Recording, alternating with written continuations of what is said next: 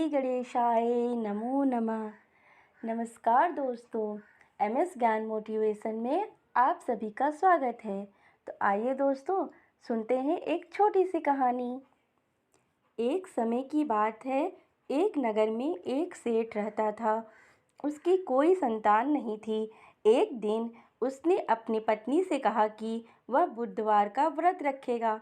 उसकी पत्नी ने भी उसका साथ दिया और दोनों ने मिलकर बुधवार का व्रत रखना शुरू किया।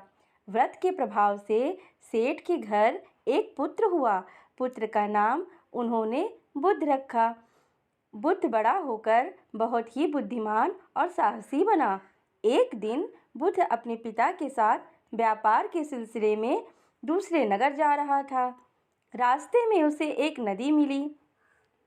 नदी पार करने के लिए बुध और उसके पिता को एक नाव की तलाश थी। तभी उन्होंने देखा कि एक नाव वाला अपनी नाव को नदी के किनारे खड़ा करके आराम कर रहा है। बुध और उसके पिता नाव वाले के पास गए और उससे बोले कि हे नाविक, हमें नदी पार करा दो। नाव वाले ने कहा कि वह बुधवार को किसी को भी नदी पार नहीं कराता, ये उसका नियम है।